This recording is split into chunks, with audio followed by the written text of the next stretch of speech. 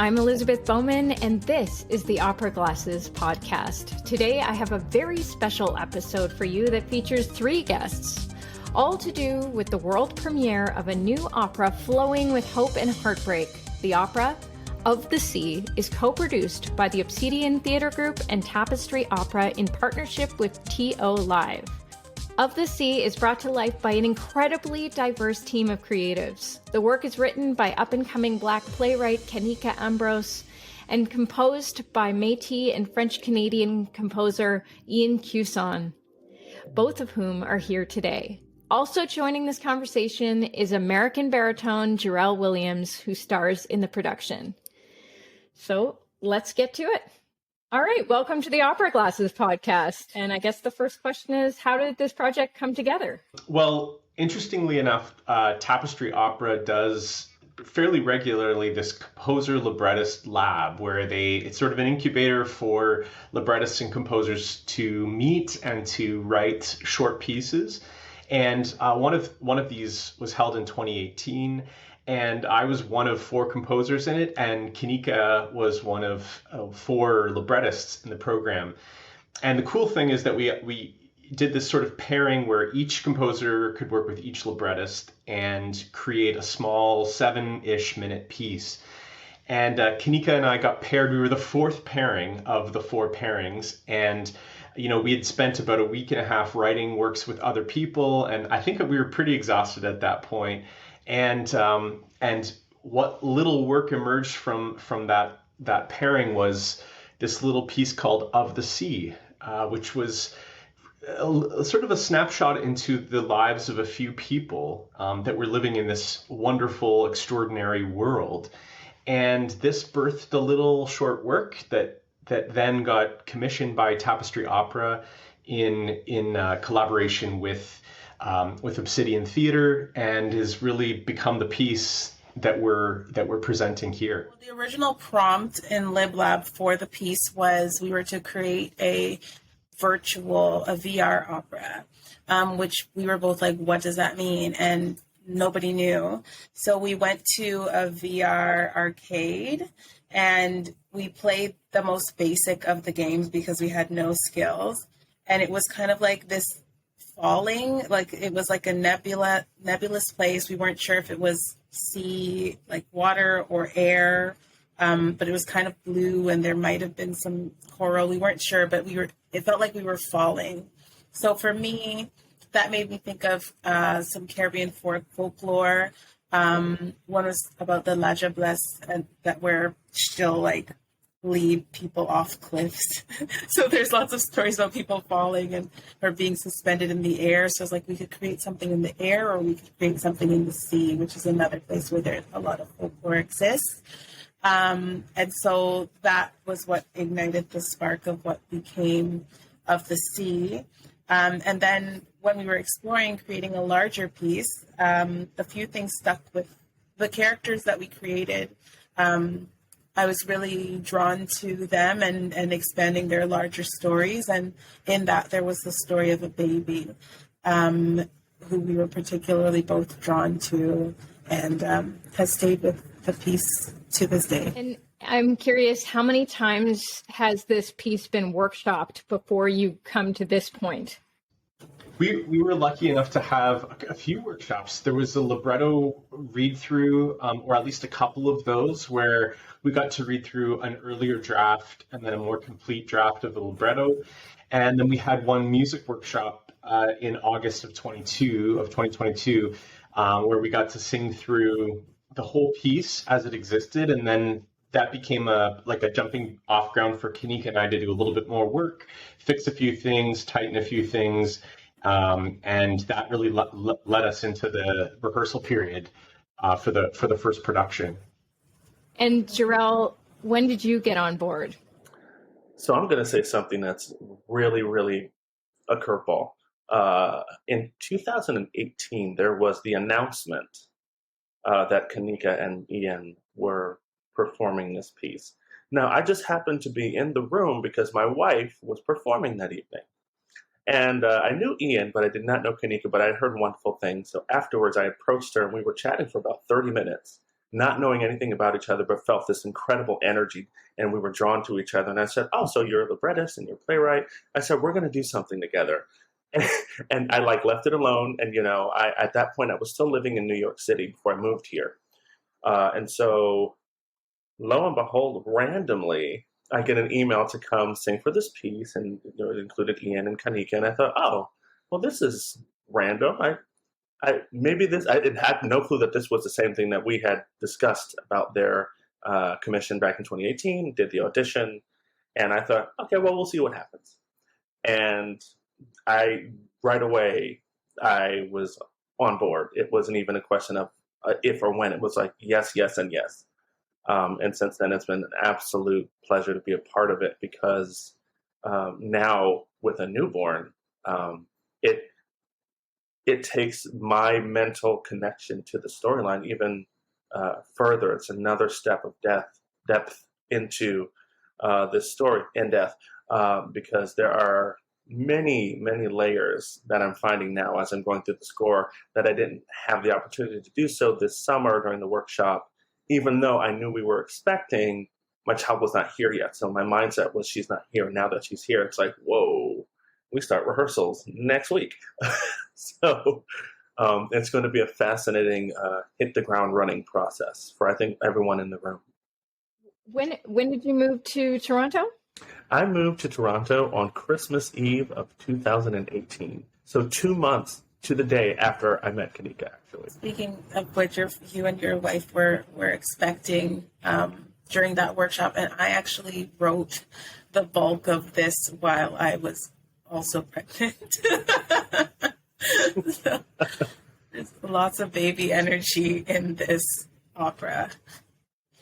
And wow. And I guess I have a bunch of kids too, and so and I think we talked about we haven't really talked about the story, but really, the whole piece itself centers around Jorell's character Maduka, who is a father who has a baby and is in probably the most extreme situation in terms of conflict and tension that you could have, which is really trying to advocate for his baby in all the ways, by both taking her to this frightening place under the water, under the sea, and then also trying to really advocate for her to have life again, and to have life on Earth and in the sun and above the surface of the water. And the journey is really his to do that. So I guess, for the three of us, it's really touched us all in a very personal way. Maybe for you, Jorell, the most recent. But I think we've all held our children and the experience of being parents in the making of this piece in different ways. How many children do you have, Ian? I have 4. We had another child that we lost, actually, and so this story was also a special one for that, because I was one of the first things I shared with Kanika is the passing of a child that had happened a couple of years before we started working on the piece, and how it was interesting, because right as we were talking about what we wanted to make for this VR opera, which is no longer a VR opera, I guess we should say, but in the Lib Lab, that kind of conversations around children became part of that in different ways, and one of them was the experience of loss of a child. It's important for the audience or people listening to hear the real story. I always say honesty resonates. Yeah. And a lot of times you hear people talking about putting together pieces, and oftentimes it's PR talk and less about the real story. So thank you for sharing the truth, and I'm sure it'll come out in the work. But also too, during that Lib Lab, the first piece I created was about a father or a man who had just his wife had just miscarried and dealing with his own grief surrounding that. So I had 2 kind of pieces about loss of children. I was trying to conceive. It was a long journey for me. So that was all playing in my mind too. during the creation of this piece. I now have a son who's 2 years old, but it was like 3 years of waiting for that guy. The act of making work and being able to, in a strange way, like process your own experience of life, and that's your own experience of death as well. I think is it's weirdly cathartic as creators of work, and that includes, I think, the creation of work as like in Jorell's case of bringing a work and a character to life, right?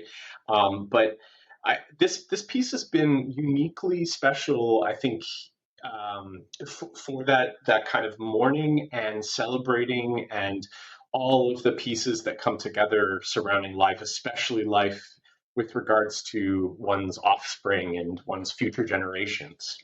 I'm going to move over to Jorell now, because as an opera singer, classical music singer, you often work with non-living composers. So this experience of creating a role, working with obviously people you can interact with, I imagine that has a huge impact on your experience as well. You've touched on it a little bit, but I'm just, what's the difference for you and the satisfaction of both experiences? Well, I'm going to say 2 points. First, I'm going to talk about Ian and Kanika, and then I'm going to talk about my experience. First, in Kanika, there is a clever mastery of melody and word painting that they use that flow together effortlessly. And Ian has this way when he's composing to really drive the storyline of what the emotion of the piece is, which is really fascinating. It's very complex to do because when you think of contemporary classical music, it's trash cans and ethereal sounds and things, but there is something that he brings.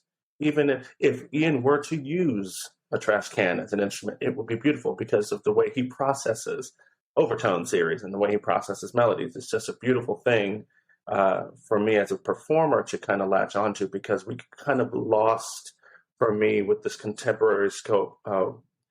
Not saying that contemporary music is terrible, but there's a scope that when an audience member leaves, what are they leaving with? It's this experience of, oh, just loud noises, versus, oh, there was a melodic tone that I find myself humming when I'm leaving the theater, and I want everyone to experience. And that is what he brings to the table. Kanika, she puts pen to pad, and she created this beautiful world that we're living in. It's so hauntingly real and magical. And when we were workshopping the piece, I almost forgot that it was a workshop because it seemed so real. Based on our own personal stories with children. And for me, whenever the words came off the page, it was a testament to me for just great writing and storytelling. So it made it easy for me as a performer to latch on and to really dig deep and enjoy the process, because sometimes you get a script for play or musical score, and you look at it and you think, nope, this isn't going to go well. But you do it, for the sake of argument, say, okay, maybe what can I bring to the piece?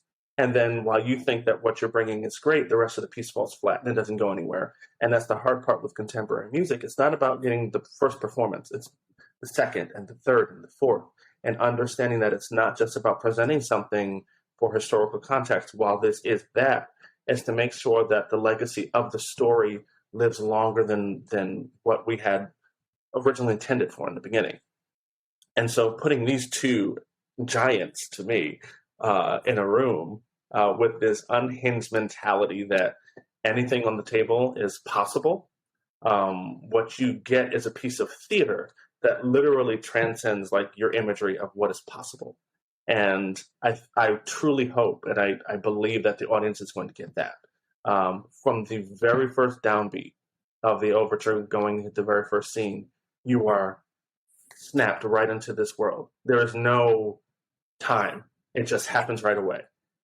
This water music that just flows through the space. It's like, okay, we're here. And then you just live in that moment. And it's a beautiful thing, because the whole purpose of going to theater is to press pause on life and to live through those 5 circles, the circle of fifth of emotions that we go through. So when you leave, you feel like you've left with something and you've gained something to add to your life. Now that I've praised them, I'm going to praise myself. Humble brag.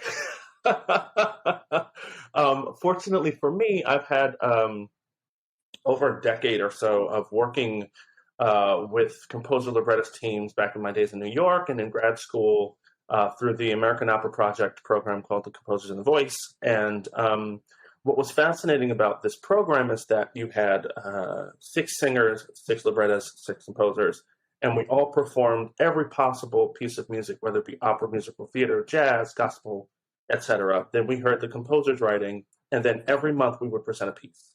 And what that taught us, both as singer, librettist, and composer, was how to scope for each individual voice, because some people don't know how to do that.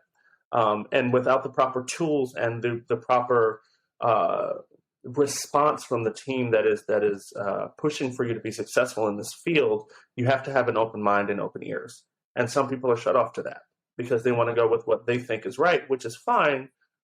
But when no one's picking up your scores off the shelf, you should probably go back to the drawing board. And that's not a knock. That is just a fact. It is very, very difficult to perform in general, but to have your works performed is even more difficult. I think so, especially in this time where anyone can write a song and put it on YouTube and get 1 million views, and then boom, you're off. You have to have something with substance. And I will totally put this, just based off of the workshop and based off of my audition and based off of these 2 individuals that I'm working with. We have a great director, Philip Aiken, and he's historical in his own right. And just to be part of this team, I know that if I had to put a top 3 or 5 experience for myself, having not even experienced the first day of rehearsal, this is on there for me, just because of the people involved, because you feel tolerated and you feel accepted, not tolerated. And my last note that I will say, and I think this is of vital importance, this is a Black story about this world that is fictional yet real. And there are tropes and there are parallels to yesterday, today, and tomorrow. And as a Black singer, there is this idea that you cannot lead a production. That has been historically a fact. But when you look, I was just looking through the gamut yesterday, just randomly at YouTube videos for I'm programming a concert, and I came across Joshua Henry singing Soliloquy from Carousel. And I thought to myself, wow, that is a Black man singing his face off in a piece that is traditionally shunned upon for African American singers. And he's leading production. So for me, it's like, oh, okay, this is something that we should talk about. And I think the piece talks about it without having to talk about it. It just is. And if an audience member or a board member or someone that's producing can see that from that perspective, through those eyes, with that bird's eye lens of, oh, wow, there actually is an immense amount of talent in every other culture, then we can continue to move the needle forward.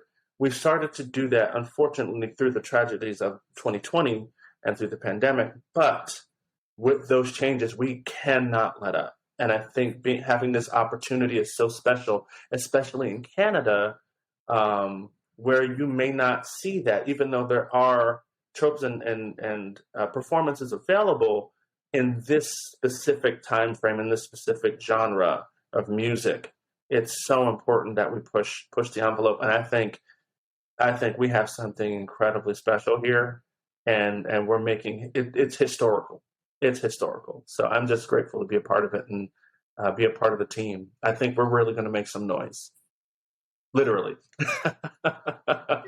Absolutely agreed. New works are so important to acknowledge our present state, acknowledge each other, different cultures, and the voices need to be heard. So we can't just rely on the old canon, and we need to put more money into creating these new works. And I think it's really great what you guys are doing. And I see the Canadian Opera Company is somehow involved. I know the orchestra is playing.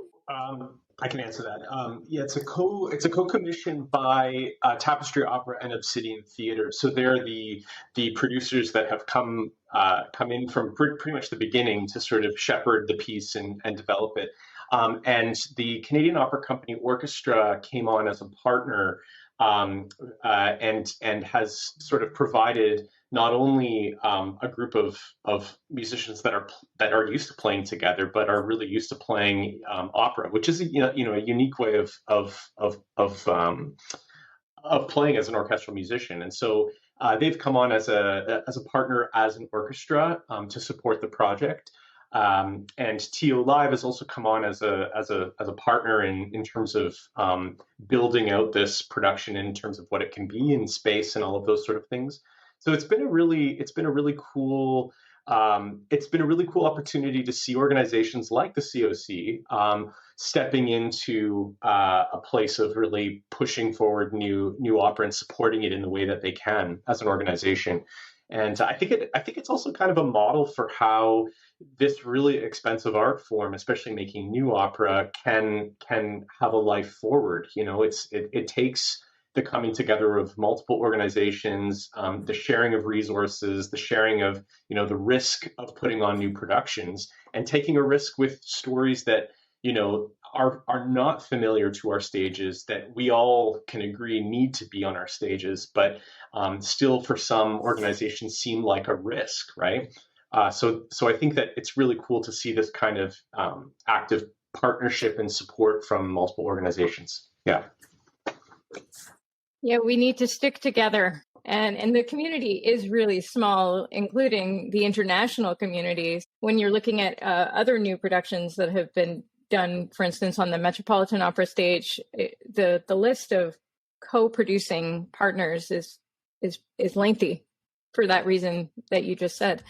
I hope to see more of it. And I love what Tapestry Opera has been doing for years. I mean, they've been real trailblazers in getting these works fertilized and off the ground and bringing them to life.